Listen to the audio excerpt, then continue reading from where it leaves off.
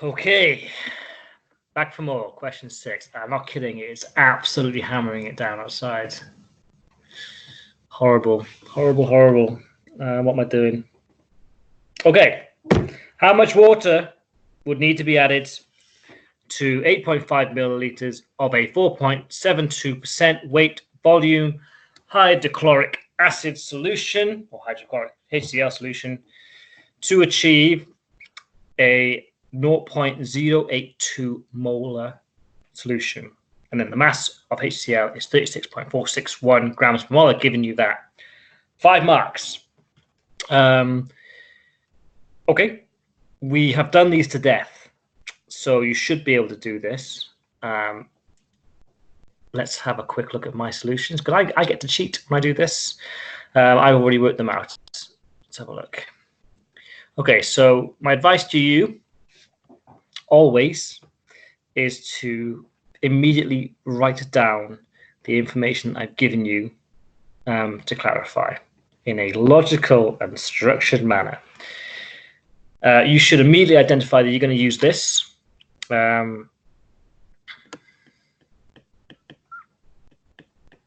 Okay, that is going to come in useful for you at some point.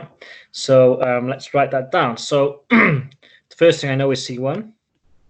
That's equal to 4.72% weight volume. And obviously, I've also got the initial volume, 8.5, and that's in milliliters. Make sure you keep track of your units as well. And my C2 is equal to the 0.082 big M. So that's moles per liter, molar concentration. And the thing I'm asking for, well, the thing I need to know is the second volume, but the thing I'm asking you to calculate is the amount of water I need to add to the first solution to get to the second solution. So it's not V2 I'm asking you to calculate. I'm actually asking you to calculate V2 minus V1. That is what you're working out for a full 5 marks. Okay. So my first issue here is that I want to use this, but my volumes have the same, or will have the same units. I'm just going to use milliliters, but my concentrations, one is in the 4.72% weight volume, has different units from the 0.082 M molar concentration, right? So I need to decide whether I want to convert percent weight volume to molar or molar to percent weight volume, because the calculation I do here, those units have to be exactly the same. Important. I always find it easier for some reason to go from percent weight volume to molarity. So I'm going to do that here now. So convert C1 to molar concentration. And I write that out for my own benefit, but if you do keep a narrative of what you're doing, it makes it much easier for people to mark. If your markers are happy, they're likely to be able to give you more marks, okay? Make it as easy as possible for us to mark your work. So if you let us know exactly what you're doing, by keeping note of that, we can really give you as many marks as we can. Okay, so to convert percentage weight volume to molarity, I need to know that 4.72% weight volume, you need to know that that essentially means that that's 4.72 grams per 100 milliliter. That is how we define percentage weight volume. So that essentially means that for C1, you've got 4. Oh, yeah. What I'm going to do is express that in liters to begin with. So that's 4.72 over 0.1 grams per liter, okay? Because there are 0.1 liters in 100 milliliters. That is, so if you do 4.72 divided by 0.1, that's the same as timesing it by 10. That's 47.2 grams per liter. Right, so I'm going to use that in my C1 V1 equals C2 V2 calculation initially to work out V2. So calculate V2 using C1 V2. C1 V1 equals C2 V2. That's basically telling me V2 is equal to C1 V1 over C2. Let's plug in the numbers. V2 is equal to C1, which now in grams per liter. Oh, I haven't finished yet. I didn't finish. Let me do a little sidebar here, because I haven't converted this to a molar concentration. So to get that into units of moles per liter, I need to divide it by the molar mass, okay? And I've told you that the molar mass for HCl is 36.461. So, oops. So C1 is equal to 47.2 over, what did I just say? 36.461. 36.461. I gotta read that myself here now. 461, that's correct. That is equal to 1.29 moles per liter. That's big M. Okay. And you'll notice I've done it to 3 sig fig. This is actually to 5 sig fig, but this one's to 3. So my answer can only be to a maximum of 3 significant figures. Okay. Right, now go back to what I was doing here. I was plugging in C1 and C2 and V1. Now I've got both my concentrations in units of molar concentration. That's moles per liter. So the C1 is equal to, I've just worked that out, that's 1.29. Okay, times by the V1, which, if you remember, is 8.5 milliliters. And I can keep it in milliliters. All that means is my answer will also be in milliliters. And I'm dividing it by the molar concentration of my final solution, which is C2. That's 0.082, 0.082. And that gives me a value of V2 of 133.72 milliliters. But you'll notice that the best I can do here in terms of significant, this has got 3, this has got 2, this has got 2. So my answer's got to be expressed in 2. That is equal to 130 milliliters. Okay. Now remember, I'm not done yet. I'm trying to calculate V2 minus V1. That is equal to V2, which is 130 minus my starting is, excuse me, 8.5. That gives me an answer of 121.5 milliliters. And I can actually express that to 4 sig fig that, because I'm subtracting. The usual rules don't apply. I'm only interested in the minimum number of decimal places. So I've actually got a 0.5 here. So I can express the answer to 1 decimal place, which gives me an answer to 4 significant figures. That's key. If you want to get your full marks, you need to identify the correct number of significant figures. Okay. Right. Question number 7. Yep, more molarity-based questions. Okay, so what's happening here? Let's read it out. A 12.9 microliter solution is diluted to a volume of 170 milliliters. The concentration of the diluted solution is 1.83 micromolar. What was the concentration of the original solution? So again, this is a C1. In fact, this one's a bit easier because I haven't got to do the V2 minus V1, right? Oh, I've done it. I always do that. Let's have a go. C1 V1 is equal to C2 V2. I know V1 is 12.9 microliters. I know that V2 is equal to 170 milliliters. I know the concentration of the diluted solution. In other words, C2 is equal to 1.83 micromolar. So what is C1? Now, sort of the extra work in this question comes from converting all of the microns and the millis into consistent units that you can multiply together. So let's do that. And I'm just going to plug them straight in. So I'm going to take prefixes and I'm going to write them in scientific notation. So C1, I'm trying to solve.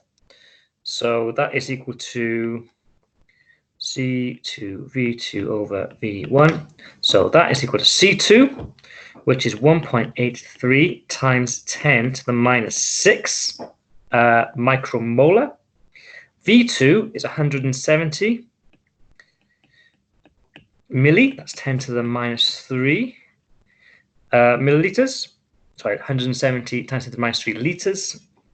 I'm going to divide that by V1, okay, which is 12.9 microliters. That's times 10 to the minus 6, okay? Now I've got 2 times 10 to the minus 6, one on the top and one on the bottom. I can cancel those, which makes my calculation a little bit easier for your calculators. Either way, when I plug it all in, I get a value of 0.024 molar.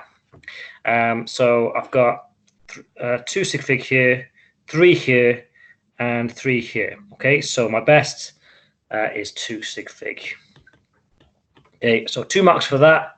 I'd say 3 marks for the actual calculation, and 2 marks for getting these times 10 to the minus 6s and times 10 to the minus 3s correct. Okay, so if at any point you make a mistake and you get the wrong answer, you're going to lose marks because of it, but you won't lose all the marks. Okay, you'll still get the 2 if you've expressed it to the correct number of significant figures. If you put all these values in, but you've made a mistake with the indices, then you'll still get, you know, between 2 and 3 of the marks. Okay. Okay. Next. Question 8. So this one probably isn't worth 5 marks, but again, I have cut and pasted a previous question on the final paper, which you're going to sit. The marks will be more indicative of the amount of work you have to do to get them. Okay, so this question says a solution of ATP has a concentration of 4.99% weight volume. Convert this to molar. So you've already done that in a previous question. So let's just get it out of the way, right? So remember, 4.99% weight volume is by definition 4.99 grams per 100 milliliter. It's a very convenient unit to use in the lab, especially when you're using pipettes and solutions. Remember, to get that in units of grams per liter, I times the top by 10, so that's 49.9 grams per liter. To convert it to molar, I need to divide it by the molar mass, which in this case is 507.18. That gives me an answer of 0.098 4. And it's a 3 sig fig because this is 3, this is 5, so the best I can do is 3 sig fig. So in that case, I'm going to give you probably 2 marks for, I don't think it's worth 5, maybe at most it's worth 4, 2 marks for the calculation, 2 marks for the significant figures. Okay. Right, moving on.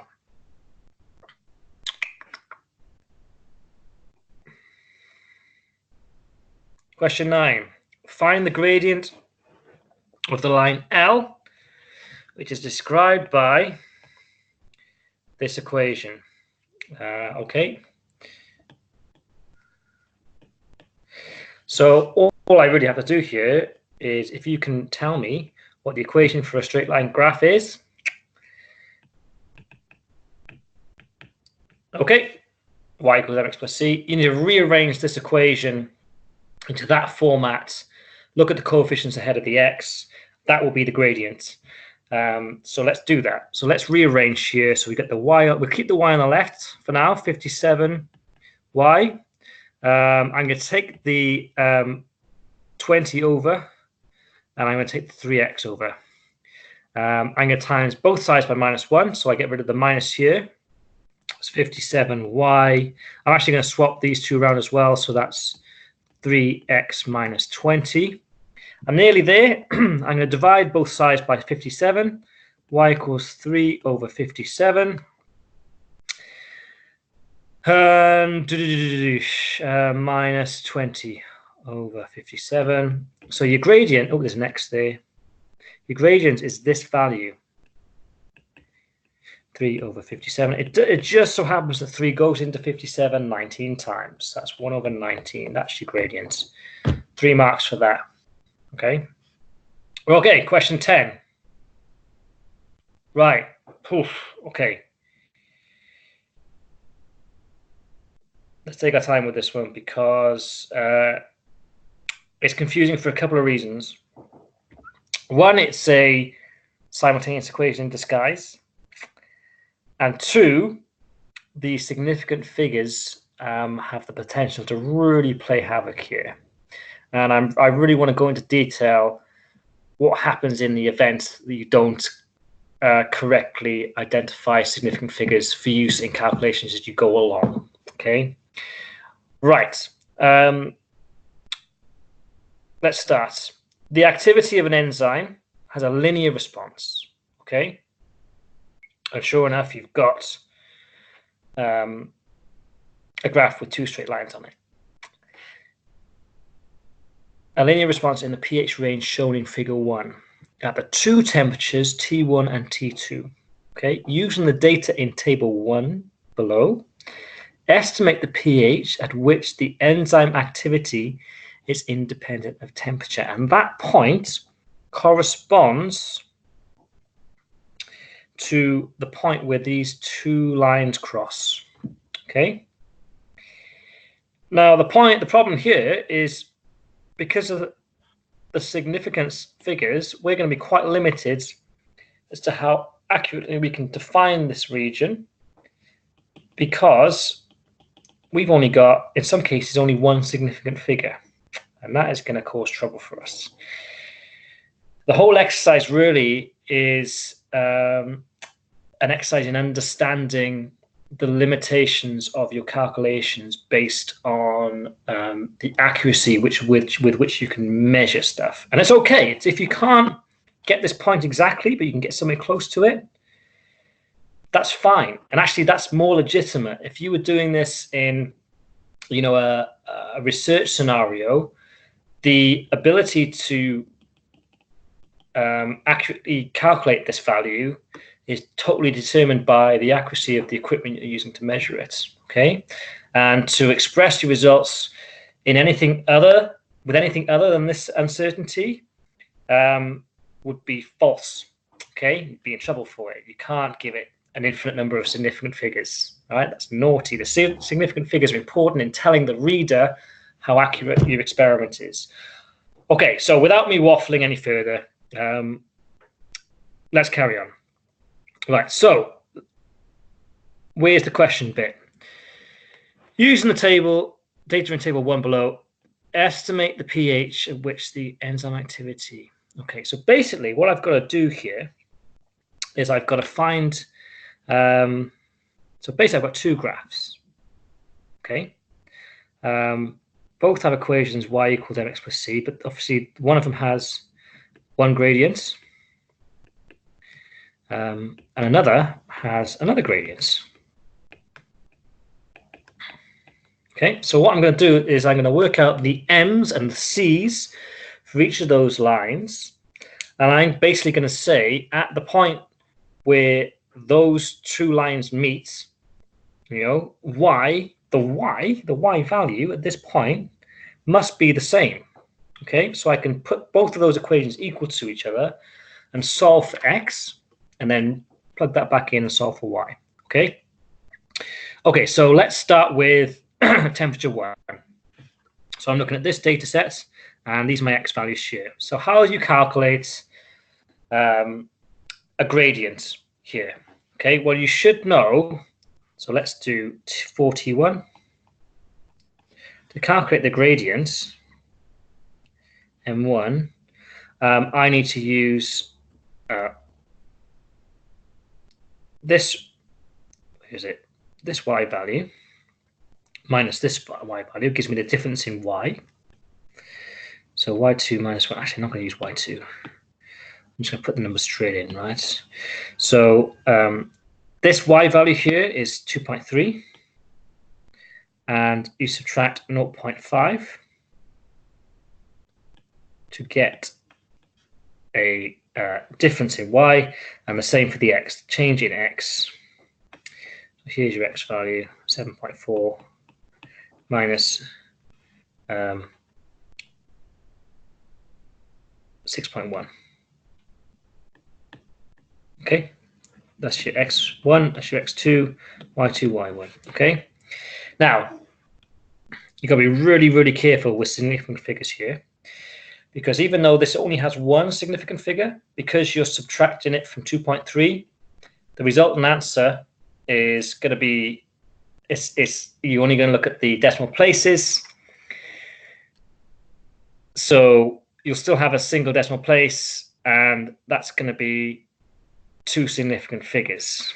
Okay, so I'm going to put that into my calculator. Let's get these values out. So I actually get a value of 1.4 for all of this to two significant figures. Okay, and I can then I can calculate C1 by using either of these points and then submitting or substituting the M1 back into it according to this equation, right? So to calculate C1, I can do, let's have a look.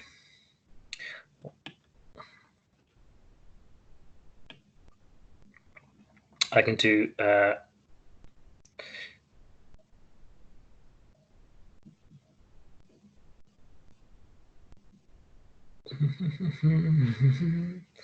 have I got this right? Yeah, that's right.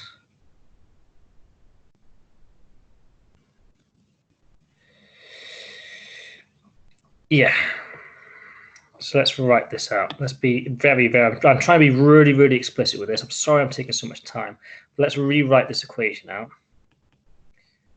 M1 x plus C1, which means that C1 is equal to y minus M1x. Now, it doesn't matter what values of y and x, okay, I use, as long as they correspond to each other, right? So I can use 6.1 for x and 0.5 for y here, or I can use 7.4 for x and 2.3 for y, okay? So I'm going to use the second point, which is this one here, because it has a higher significant figure on the y. So I'm just going to substitute that straight in. C1 is equal to the y, which is 2.3 minus the 1.4 that I just calculated, times by the x value, which is 7.4. If I do that calculation, I get a value of minus 8.1 to two significant figures. Okay. Okay, I'm going to repeat the exercise for T2. Have I got enough space to do it here? I think so. M2 this time is equal to 1.8 minus 1.1. I'll show you the data here. That's 1.8 minus 1.1. They're my two y values, there and there, divided by the difference in x, which is here and here, which is the same as before. Okay, 7.4 minus 6.1. Now, in this case, the way it works out, if you look at your numerator, if you do that calculation, you end up with a number with one value after the decimal place, but it's 0 point something. So actually, you've only got one significant figure on the top, which means your answer can only have one significant figure as well. Okay. In this case, it's 0.51 significant figure. Okay. Does that make sense? I hope it does.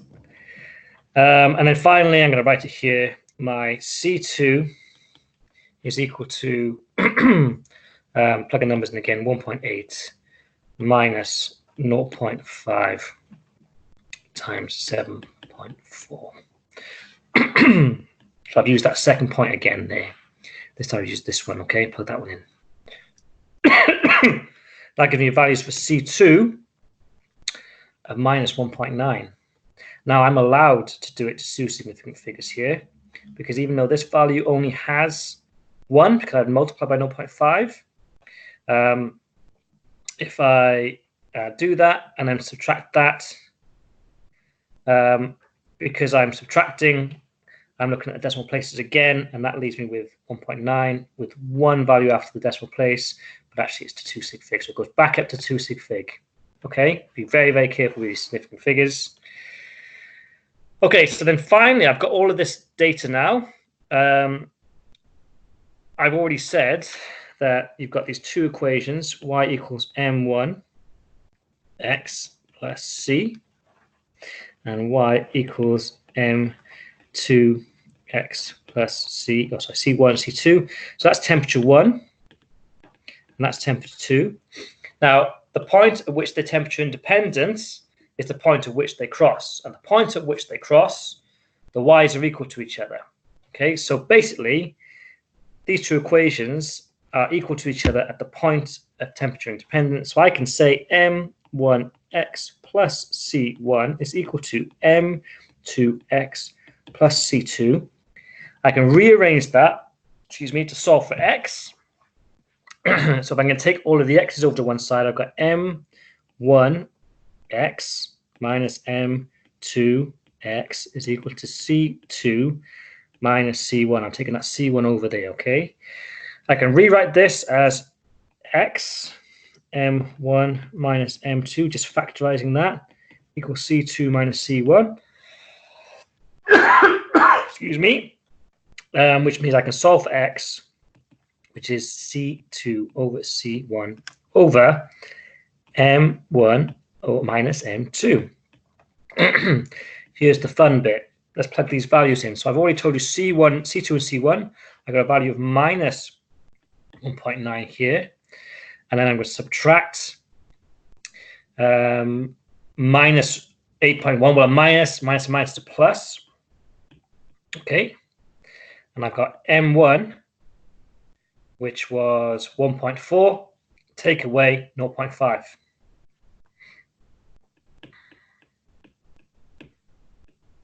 Okay. If I do that, I get an answer of, now this is the fun bit, I actually get an answer of 6.88, right? But I can only express it to one significant figure. Okay, so I can only tell you how accurate the x is to one significant figure, which is here, which actually is nowhere near where those lines cross, I think. But nonetheless, I can still work out, okay, be careful of units, that's to y as well. So that is micromole per minute. And the units there, micromole per min. Oh no, sorry, that was pH, wasn't it? X, that's X I worked out. So that's a pH of X. If I use that to work out what the Y is, what the hell have I done here now?